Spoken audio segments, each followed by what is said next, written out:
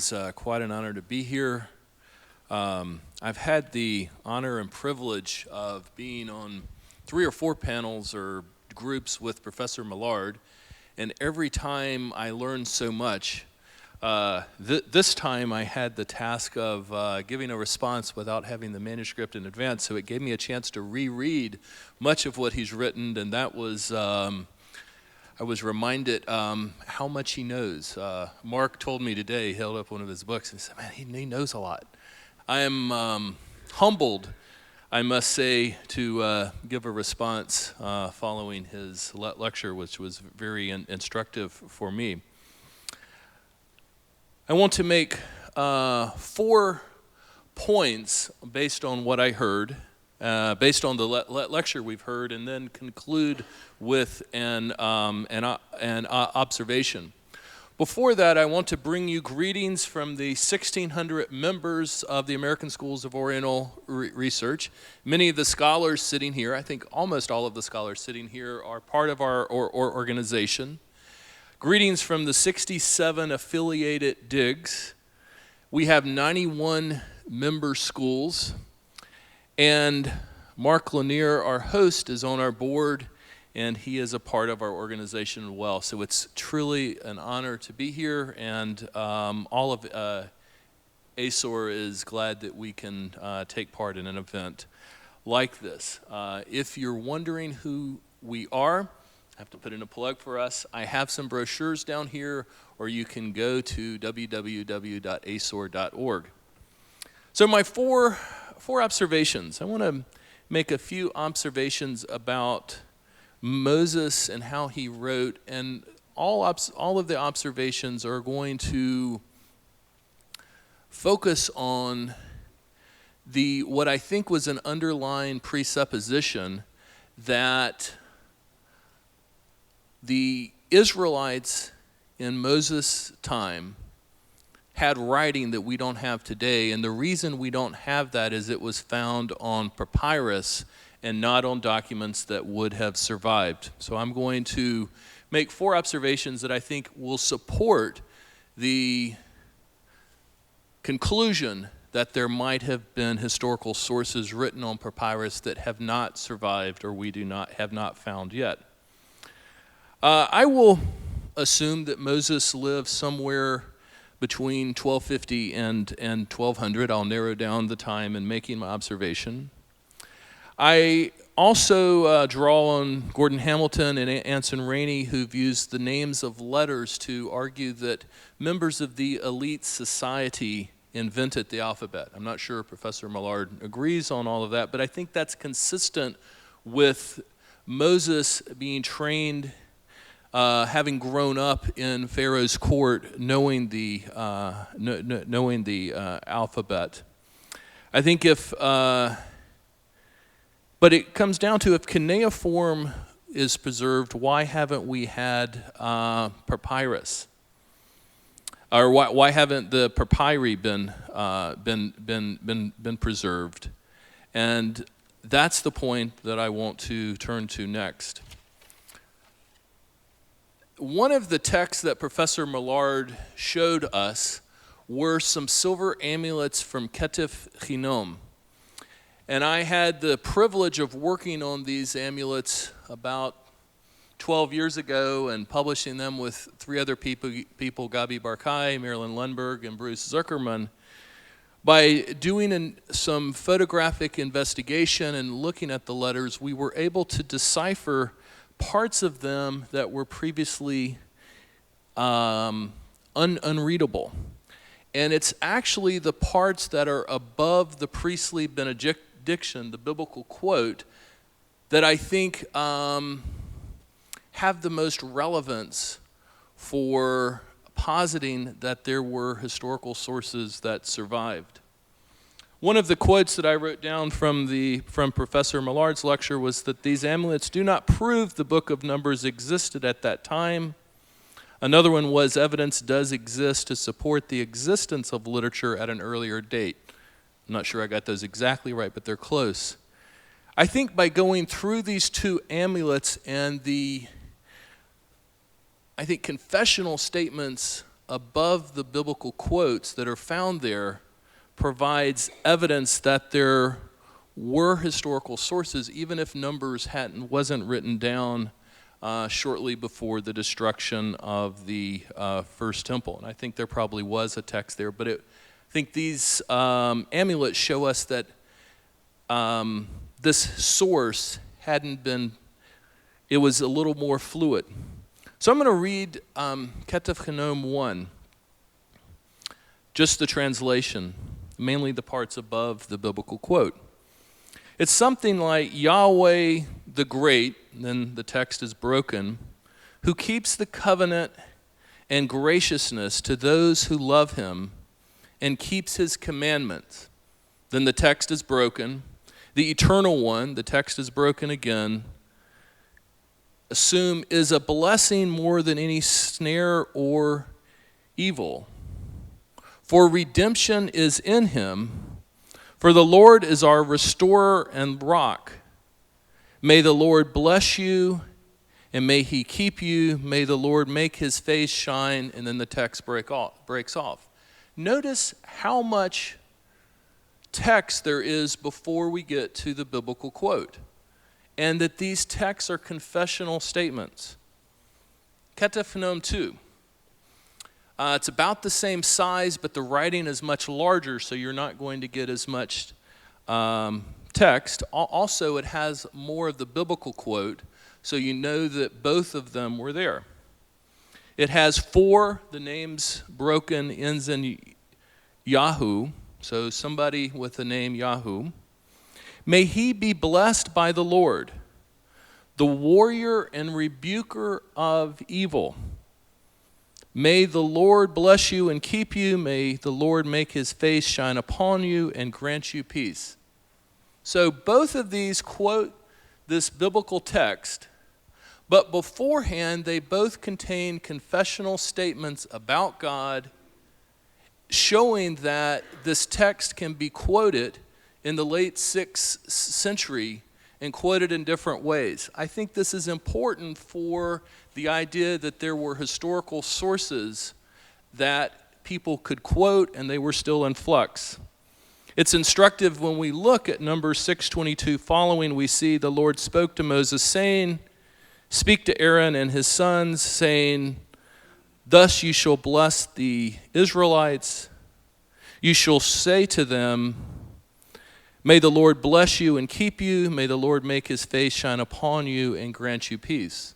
Notice that the biblical text doesn't have either one of the confessional statements that we find in these extra biblical texts, showing that although it's only a few verses, there was a memory or historical remembrance or a text that had been preserved, and I think that lends credence to the argument that Professor Millard has made tonight. I want to make a few observations on Jerusalem, just a couple. Professor Millard referred to some challenges scholars have made about the United Monarchy and whether it could be strong given the character of Jerusalem. Professor Millard said, I don't know if city was the right word. In another article, another study, I have built on Albrecht Alt's study of theory of an administrative center. And I would suggest to you that it's our idea of what a capital city is that gets in the way of us thinking of Jerusalem as being the head of the United Monarchy. Alt proposed that Jerusalem was chosen as the neutral administrative center and was the home only of the king, the king's family, the mercenaries, and the king's army. This led scholars to propose that Jerusalem never spread beyond the Bronze Age city mound. And 15 years ago, when I wrote my book on Hezekiah, I assumed that Alt was wrong because it was proven that in the 8th century, the city had grown beyond those confines. I actually think that my reasoning was faulty now and that he was right in the 10th century. It was a limited city, but it was our understanding of what a capital city is that's influenced us in reading the biblical text. So I would say that city is the right word, but that it's our understanding of what a city is or a capital city. An analogy here could be Washington, D.C. Before the Civil War, Washington, D.C. was fairly limited in its size. One of the reasons is Richmond to the south didn't want Washington, D.C. to grow. After the Civil War, the federal government didn't care so much what Richmond thought, and there was a natural progression of growth, and Washington, D.C. grew. I would argue, and I don't want to get too far off here, but that Jerusalem grows after the death of Solomon because it's at that time that there's no longer the need to have a neutral city because Jerusalem's the capital of the kingdom of Judah in the south. So I think all of this is consistent with seeing the United Monarchy as being a strong kingdom, and the writing evidence we see from several of the papers we've heard this weekend of writing in the 10th century is consistent with there being records and historical sources during this time. I want to come back to the question of papyri and could sources have been preserved, and again go back to my book of 12 or 15 years ago on Hezekiah. I wrote on the chronicler's account of Hezekiah, and one of the things that I investigated was why the chronicler's account is much longer than the account in Kings. And some people had proposed that the chronicler made it up. Well, I questioned this because in other places the chronicler's account was shorter. For example, the chronicler's account of David leaves out a very important story. If you were going to make David seem better, what one story would you leave out? Bathsheba. It's not there. The result is David looks better in Chronicles. Well, likewise, what I did was a historical reconstruction of the late 8th century, looking at seals and our archaeology and all of the historical evidence, I think showed that Hezekiah undertook prolonged siege preparation, not just of a few years, but built up the kingdom, and that all of this is consistent with the text that we have in Chronicles. It doesn't prove that the chronicler had a source, but I think offers up a certain amount of evidence and support that the chronicler had a source that he referred to, and it was probably written on papyrus. And I think this is consistent with other biblical sources that might have existed and been available during the time of the United Monarchy. So does all this mean that Moses had a complete written history? That's hard to say. But I think it is consistent that Moses would have been able to write, Moses would have been able to read, documents would have been written down. When they were codified or when the text of the Hebrew Bible developed as we had today is difficult to say.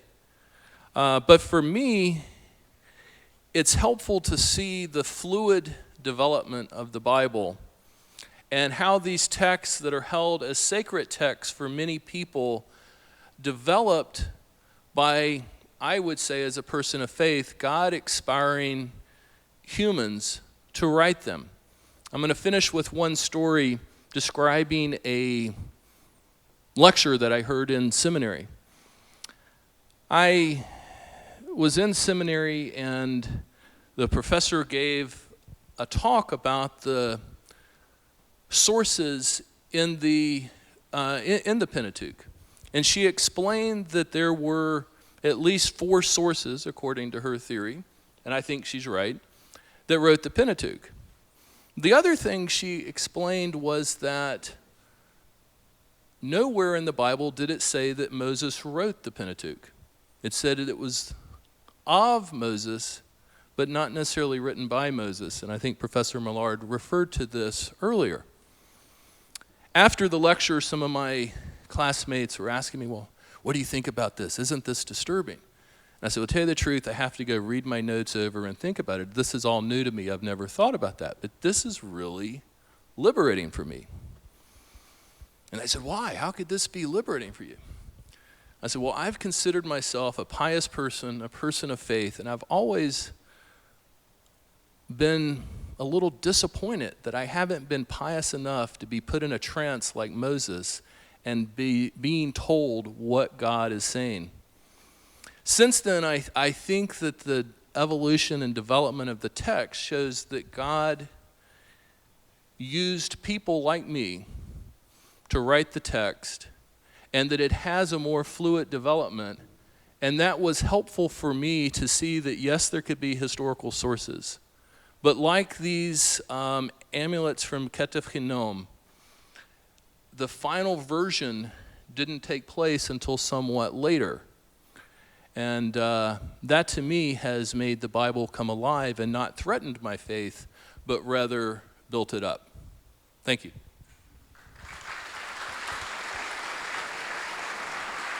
Obviously, I do not speak as a PhD theologian. I speak from where I come in my life. But I would like to suggest a couple of things that come out of my experience in life as a trial lawyer. Now, what I do as a trial lawyer is I study hard to understand how to communicate to people. My job typically is to persuade people so that their brains will agree with what I've got in my brain. And that's what I try to do. And toward that end, I spend a lot of time studying everything I can about communication and about how the brain works and about how we learn things. And something that stood out to me as I was listening to this tonight, and something I would encourage you scholars to consider, and something I would encourage you scholars to perhaps even investigate, is there is a considerable body of evidence that says that the human brain, if you look at three mediums of communication, there's the oral medium, where we speak, where we talk. It's the oldest medium there is. It certainly predates your writing, regardless of how far back the writing goes. There is a written medium. Today we have an electronic medium. Let's throw that away, figuring it did not exist several thousand years ago. Okay? So that leaves us with two mediums of communication to look at. And the models indicate, and this isn't cutting edge science, this is 101 in this field, that the human brain cannot process abstract or linear thought without the benefit of writing. You can do great with oral on telling stories, giving moral lessons, communicating events, but if you want to develop abstract thinking or linear thinking, it requires writing. Now let me give you a suggestion of why this is true. A number of you probably learned at some point in your life the quadratic equation. I suspect there's not a person listening who learned the quadratic formula simply by hearing it taught. You had to see it in writing. You had to see it on a board or on a book or on your paper. But your human brain will not learn abstractly. Now, the reason we had the Dark Ages, sociologists will tell us, and social scientists, I should say, will tell us, is because of the demise of writing and the rise of illiteracy, somewhere around 95%, they estimate, during the Dark Ages. It's not until Gutenberg's print movable press in 1450 makes writing so readily available that people even deem it worth not wasting their time to learn to read. And that's when people begin to learn to read. And that's when the Renaissance really takes hold. That's certainly when the Industrial Revolution gets revved up, because it's not until people are able to function in a written medium that they're able to make the progresses of society that come from abstract thinking. That's just the way the brain works. In that regard, I would suggest you can't have the temples that were built in Egypt. You certainly can't have all of the construction that happened in Babylon and the areas of the Mesopotamians if you don't have people who are able to do basic reading and writing in some language, in some way, in some process. The abstract thinking that allows you to move from the Bronze Age to the Iron Age because you figured out the different ores and the different ways to work them and the different tools necessary to work them, that cannot happen if you're not able to think abstractly and linearly. None of those progresses can be made. I dare say you can't build a tabernacle the way the tabernacle's described in the Old Testament in the wilderness if you don't have some ability to figure out that c squared equals a squared plus b squared so that you're able to get a right angle that's truly a right angle that will support some type of a structure. You certainly aren't building the first temple without some measure of knowledge. Now, to some degree, some of that knowledge had to be imported according to the biblical stories. Some of the skills and the crafts had to be imported as well. But you've still got some measure of technology that's always growing. You can't build a better chariot if you don't have enough abstract thinking that comes from writing and an ability to think. The synapses in the human brain will not assess data right if you have not learned to do it in a way that involves reading. You can't simply do that off of oral projected stories. So my challenge for the academics here, as well as for the rest of us, is to broaden the horizons of your field of academia to consider what social development and what neuroscience is teaching us about the way we think and the way the human brain works, and how that might actually be another source of indication for where we had writing and where we didn't have writing. From the lawyer. You can throw it away if you want to. Having said that, I may not have gotten the writing right, but I beat Rembrandt by at least 1,000 years on the accuracy of it. And I will say that three of the four people that helped me figure out in the middle of the night how we should write that script, because we were on the last day, are in this room. So blame Schneidewin from UCLA, blame Monson from Trinity Evangelical, blame Weston Fields, and Brother Tove, you're just lucky I didn't have your cell number then, or I'd have been calling you too. But at any rate, we had so much fun trying to figure out what script should we use for Moses in the Ten Commandments, because we clearly knew it would not be the scripts of Hebrew that we have today. Professor, if you would resume